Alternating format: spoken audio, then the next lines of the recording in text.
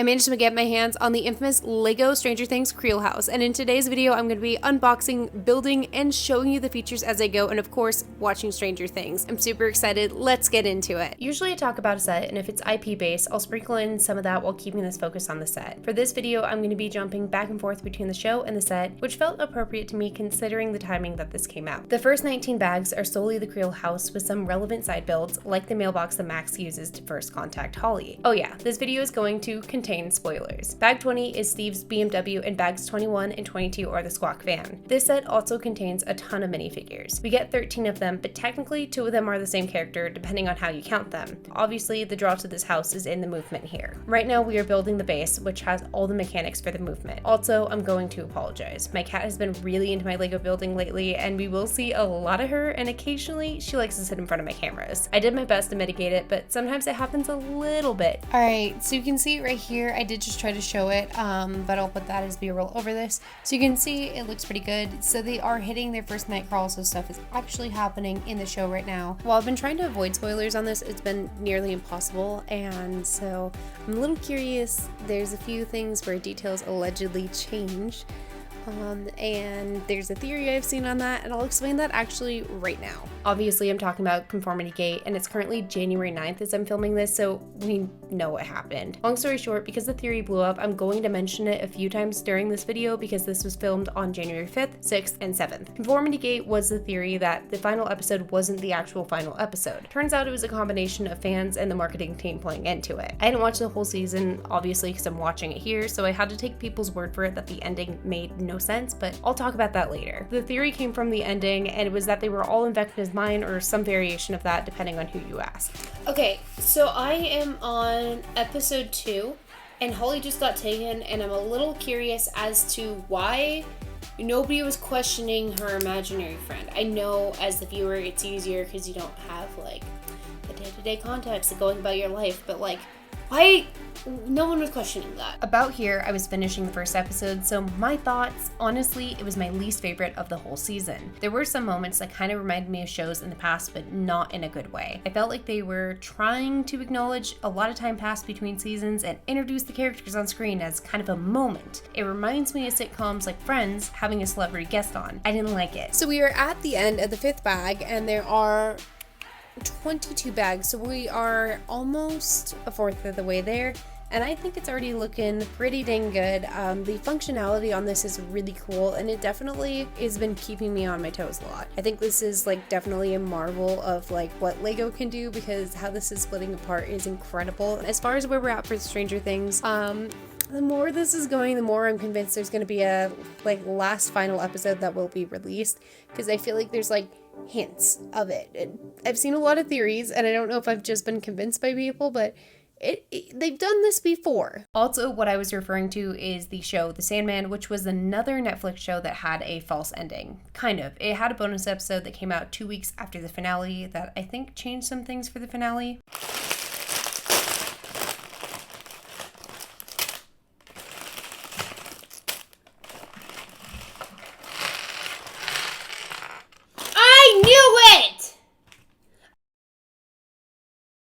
Hey, isn't Sandman the other show that had another final episode? I'm falling down the rabbit hole here, but Sandman was the other, if I recall correctly, the other Netflix show to have a final episode and then an actual final episode that released a little bit later. 13 minifigures is a lot, but I think for this set, it's necessary. In order of when we open them, we have Henry Creel, Mike Wheeler, Robin Buckley, Will Byers, Vecna, Max Mayfield, 11, aka Jane Hopper, Holly Wheeler, Lucas Sinclair, Dustin Henderson, Nancy Wheeler, Steve Harrington, and Jonathan Byers. Steve and Jonathan will come with BMW and the van, respectively. Honestly, this is all the main cast, excluding Hopper and Joyce, but it does a great job of getting everyone. I wanted to wait until I was talking about this specifically to talk about what I'd rate this value-wise. Value, 7 out of 10. I usually do this entirely objectively and only measure based off the price per piece, which is literally exactly what it sounds like. For this one, it came out to 11 cents per piece. Usually it ranges between 6 and 12, so it's normal to be on the higher end. It's not bad, however, I do think this one is affected by the amount of minifigures. I don't have an exact number, but it is pretty well known that for sets with more custom minifigures, or just more minifigures in general, the price is affected a little. So I bumped it up up to the average of 7 out of 10 because I don't think the price is bad or good. I definitely don't think it's a gouge, which is nice for a licensed IP.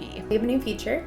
So we just got the max reveal, and I've heard the spoiler about Steve, and they just drove through the Upside Down with their Beamer. Exciting things are happening right now in the Stranger Things universe.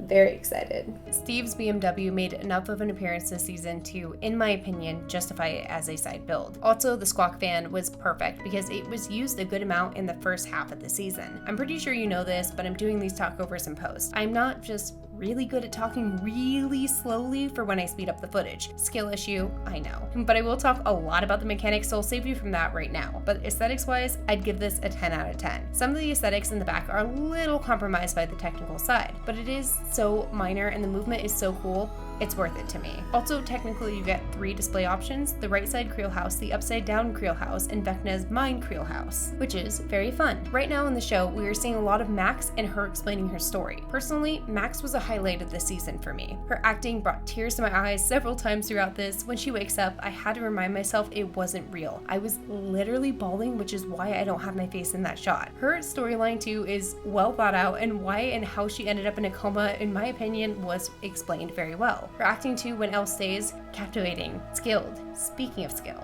I'd give this a 7 out of 10. This build kept me on my toes a lot for something that, in theory, I've built a lot of: a building. I've done 12 Grimwald Place, which has a moving function, but this is on a different level. If you pay attention, you'll be fine, but a lot of the times when you think you know where a piece will go, you're wrong. Probably my favorite thing with this being so technical is how easily you can just check your work. Sometimes when sets are a bit technical, you can't test it till the end. Considering there are so many moving bits, I'm so glad I can make sure I did a confusing step correctly right away. There's no bigger Lego pain than needing to disassemble a set because you did one small thing wrong. I think that's why I don't do a lot of techniques, by the way. I did find this build to be satisfying. So satisfying, I'd say this one was a 9 out of 10 in terms of joy. Obviously, this is entirely subjective, but I will say throughout the video, I am impressed with the build. I also like the amount of on my toes this kept me. It wasn't so much that I felt confused, but it was delightful to see what we would do next. This build was just about as far from repetitive that we can get, and the cherry on top for sure was watching the show, seeing Holly explore the house, then building that immediately after. Like seeing the cute room where she picked out clothes or where she found the telescope, and then building it right after is such a cool experience. Even later in the show, when more kids show up and you see them in the dining room, it's so fun to look at the Lego version of that room you just built. The only thing is there are stickers, which is why I bumped it down to a 9 out of 10 instead of a 10 out of 10. I'll recommend this later, but I'm saying it twice so you take it seriously. If you build it, watch the show at the same time. I am gonna be heading off for the night. Here's where we're at. Very cool, very nice. Why does this not look like it's focused again? Anyways, very cool, very nice. It's really coming together and I'm really happy with it. So I'm getting in here to continue working on this set way later than I thought, and I'm definitely not finishing this today because I have quite a bit to go. But it is the 6th, and it is pretty much 11:30 at night, actually 11:28, and I do believe in conformity gate, so there is a pretty good chance, at least I would like to believe, that in 30 minutes we are getting the new episode dropping, so I'm gonna be building through that. I don't know how late I can keep going tonight. I am so tired. I woke up and started cleaning my house at 8, and I literally finished at like 10:30 at night between like cleaning and putting away Christmas stuff. I have this like Christmas tree that you have to take off every branch individually, and that takes a while because you have to like defluff the branches. So I am super excited. I'm gonna keep this going with you. I'm really hoping it happens, otherwise I sound kind of stupid throughout this whole video. I have also weirdly enough had one of the best days, and I'm like, this would be the perfect wrap up to it because I'm building my Stranger Things set, so if that episode drops while I'm building this Lego set, that'd be incredible. I also hit 10,000 subscribers today. That is insane. Even right now as I'm sitting here, like I have blown past 10,000. I think I'm at like 10,070 or something like that. That is absolutely insane to me, and I cannot believe that there's 10,000 of you guys who watch me. Like that's... I remember a while back, my husband, which at the time was boyfriend, which that shows how long ago this was, but he fought in Creator Clash, and we were standing there in the arena, and it was 10,000 people. I think it was 10,000. For some reason, I've always thought that was 10,000, and I remember the energy of that. So like to hit a number where I was like, holy crap. I remember standing and seeing how many people it was. Like, I have that many of you who watch me, which is insane. So I just want to say thank you guys so much for that, because it's really, really cool. I don't want to be a big old mush right now. I want to get into building this Lego set because I'm quite tired, but this is like a weird, cool thing that happened today. I didn't even think it was going to happen today. Like, I will show you tomorrow once I have the final count on what my subscribers was today. It's actually been insane. So thank you so much for that. I really appreciate you guys wanting to like watch me do Lego and make my dream come true. It, like, I don't know, feels like I get more out of this than you, because I get to build Lego and I get to call that my full-time thing. So that's really cool. So yeah, anyways, thank you. But let's go ahead and get into this. Oh, another thing that made today really cool. I booked to go to Japan with my siblings. I've really wanted to do a siblings trip with my brother and sister, and we were doing it, and I'm super excited. And yeah, anyways, let's get into building. In terms of the show, there's a few points I want to make. The discourse between the Wheeler parents felt a little random. I don't remember them having issues, and his mom falling into heavy drinking is not something I anticipated. Holly and Max have fantastic actors, and definitely they were a great pair when they were on screen together. I love Derek, and if the show was continuing, I would have hoped that he would have stayed on as a side character like Lucas's Gina's sister. I actually really hope if we do get a spinoff, it's based around Holly with some appearances from Derek and Erica Sinclair. Okay, I just barely missed it. It just turned January 7th at midnight. Let's go ahead. Let's try refreshing. Oh my goodness. All right, let's try refreshing here.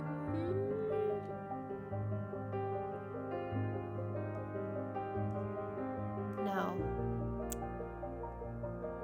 Dang.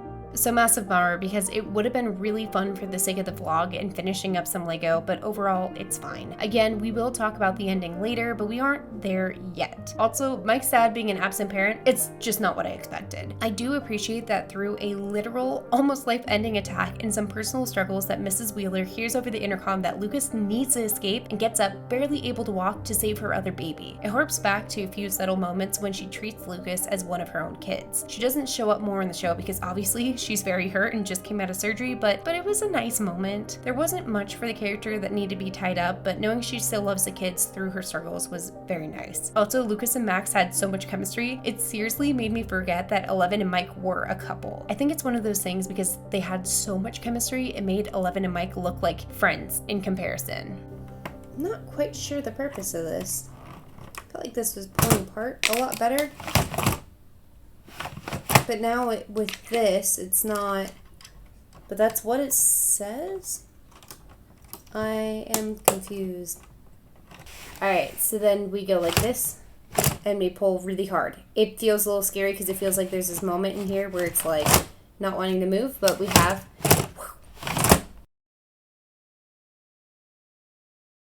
Good morning. It currently is 11:22, so it's like barely morning. Obviously, I was up super late. I was doing laundry after we got off because I was like, hey, I gotta get something done right now, and my husband was coming in at like really late, so I just kind of did laundry and little things until I fell asleep, but I did not have the focus to do Lego. I am super excited to finish up this build and to finish up the series. If I end up running a little fast, I'll do the brick heads or the gift with purchase. We will see though. We only have 4 more bags left, and we have, I think, like 2 more episodes, so we might get into some of those gift with purchases and the brickheads. I'm super excited. I love brickheads, so let's get into it. All right, so we've talked about the skill, aesthetics, and value. Time is a bit of a rougher estimate for me than normal. Something about adding in TV means I wasn't paying as good of attention and the cameras cut out enough for me to mess up my time. I know I had 1 hour and 1 minute left when I started the gift with purchase, so I'm gonna give this a 6 out of 10. I was moving slow, but that was also due to watching the show. So we have 2 hours and 1 minute left in the show, and we finished the actual house portion. So as you can see here, the inside looks absolutely beautiful. I love that stained glass window piece a lot, but it looks beautiful. And we just did the last feature, which is putting in the clock, which I'll show you. Kind of slowed down because I know I speed up the footage, so it looks incredible. I love the movements in here. I think this is such a unique set. I don't think it's overhyped. But we have our last 3 bags, which are the van and Steve's car. And then, yeah, I think I'm gonna do the gift with purchase. Why, might as well, right? Finally, that leaves durability and my final score. I'm going to give this a 6 out of 10. As you saw, it broke apart when being held up, and I definitely don't think that should break it, so slightly lower than normal, but for the most part, it holds up really well. Okay, so for my overall score, I'm gonna give this S tier. I'd recommend this set to the very casual fan of Stranger Things. In fact, unless you actively hate the IP, I'd recommend it. I really have loved the care that they put into the Stranger Things Lego sets. I do really wish I got my hands on that upside down house. I almost got it when it was in stores, but then I chickened out because I hadn't started doing Lego yet and I was worried it would be too hard. Massive mistake, honestly. It makes me so sad the show is ending because the Stranger Things sets have been so unique and innovative. I just did a non-licensed IP that I think was fantastic, but I think we can all agree, if licensed sets that were as cool as this were coming out more often, bring on all the licensed IP. All right, well, this is done, and the house is done, and so is the car, and then we have all of our minifigures over there. I'm gonna line them up really quick for you. So I'm sitting here with the completed Stranger Things. I'm sorry, I have front camera. I usually don't try to, but for some reason when I put in this like little bunny phone stand on my desk, it usually ends up blurry. Like my last clip was blurry because I used that. So right here we have the Creel House. I'm gonna show you the pull apart. Anyways, we're not doing that again. I'll put a little bit of B-roll over this of how it looks when it opens up. I think this is another really, really incredible Stranger Things set. And since the series is ending, like, I don't think we're getting much more. So if we got like 2-3 sets from this, well, 2 sets and then 2 sets of brickheads, I'm really, really happy with them. They're both absolutely incredible. I also feel like in terms of minifigures, we got like our characters, you know, like we have Jonathan Byers, Steve the Harrington, Dustin. Like, I don't feel like off the bat while watching the show we were missing anyone, and the side builds are great. This was a lot of fun doing Steve's BMW and then also the Squawk Fan. Really great. I'm very happy with it. Overall, from a building a perspective, it was good. Also, I would highly recommend to watch the show while you're building it because it makes it feel so much cooler. We have an hour left, so I'm going to do the gift with purchase. 234 pieces is not enough to sustain me for an hour, so I'm going to pull over the Will, Dustin, Mike, and Lucas minifigure brickhead things, and we'll do those 2. And then I'll just have the other ones to do off camera. This is super exciting. Okay, I am so excited to talk about this gift with purchase. It's amazing. I actually think Lego is doing a massive disservice to fans by not making this part of the set normally. Raise the price like $20 and add this on permanently. If you have the van, you need the station, or rather what we get of the station. But until we had this mini, I didn't realize Joyce and Hopper were missing, but after, they need to be included. They are literally the only ones missing. I was also surprised for a 200-piece build how fun this would be. Obviously, it's very short, but it felt like the whole thing was really well thought out. I didn't even mind the stickers on this one as much as I did on the big set, especially the transparent ones from where the crew was using the glass as a whiteboard. My only worry, because when I've mentioned the set online, is scalpers get brought up a lot. I definitely think this gift with purchase is going to fall victim to that. I'd imagine the minifigures for them are going to be quite valuable because they are different from the upside down house, so naturally the price for them is going to be insane. I do have to say, even though I saw a lot of people buying the set, I didn't see anyone in store buying multiples of it. I'm sure scalpers exist for the actual set, but it'll get restocked soon and be available soon. But for this gift with purchase, not so much. And it's a shame, truly. I have my mic here done, but that's all I finished before the end, and I didn't even quite finish it. I'm like 4 minutes into the credit, so I will finish the rest of the brickheads off camera. But I have some hot takes about the show, and I think people are gonna get mad at me. First major criticism I kept saying is that the kids look too old. It just doesn't bother me. If I'm being honest with you, there are so many other shows where there are people who are way too old to be high schoolers playing high schoolers. A lot of the shows I grew up watching, like of high schoolers, like they were really old to be high schoolers and to be playing 18-year-olds, 17, 18-year-olds and to be 21, 22, 20, like I'm not mad at it. I'm sorry. I'm really not mad at it. I think that's stupid. I think the only reason why this bothers people is because we saw them really young, and so now they look really old to us, but like in reality, their ages, I'm not mad at it. I really don't care. The acting performances, there were a few scenes to me that felt a bit corny, and especially that first episode, but overall the acting did not bother me. There was like a few scenes where it felt a little corny, but overall, I think it was fine. I do think that the main issue with this was that they made so many storylines that wrapping them all up by the end was difficult. The ending, I didn't have an issue with it. I feel like if you have an issue with it, you've never seen a show like this before. The way that so many people put up the plots from Supernatural, and I love Supernatural. I also, for me, do not need endings to fully wrap up. I kind of like that I finished it and I'm like, did Elle live? Did she not? Like, I like that. I like that I'm thinking about it a little bit more. I don't need every ending to be spelled out for me. And I'm okay with that. I like thinking about, like, was Mike just making this up to make them okay with it? Was the conversation that they had together real? Is Vecna still alive and they're trapped in there? Like, I like the mysterious ending. There's really only two main issues I had with this. One is the too many storylines thing, but I already talked about that. The second one is this thing that Netflix has been doing across all their shows. It drives me up the wall, especially when you know it, you notice it everywhere. And it's this issue where they want you just to play Netflix and they know you're on your phone or doing something else. So it does a lot of showing, not telling, and then also like a lot of trying to keep your attention span. And it's really, really annoying. So there was sometimes during this, and especially when Elle and Hopper went into Kay's lab in the Upside Down, and I kept jumping back and forth between things because they don't trust your attention span to last longer than 30 seconds or a minute. So they keep jumping back and forth and it makes no sense. You're like, wait, what the heck is going on? And then there was some of that like telling, not showing.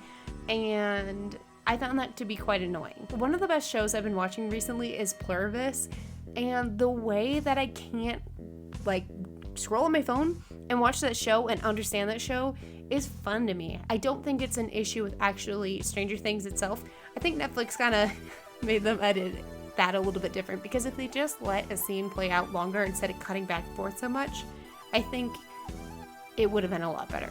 You know, it's not like the world's best show to ever come out. I'm not gonna say that, but it was a good show and I did enjoy it. But honestly, I'm not mad at this at all. I do think that definitely if this show had come out a lot sooner and it wasn't over the course of 10 years, people would not be mad at the ending. I think it's when there's so much anticipation built up for like, how will this end over that amount of time?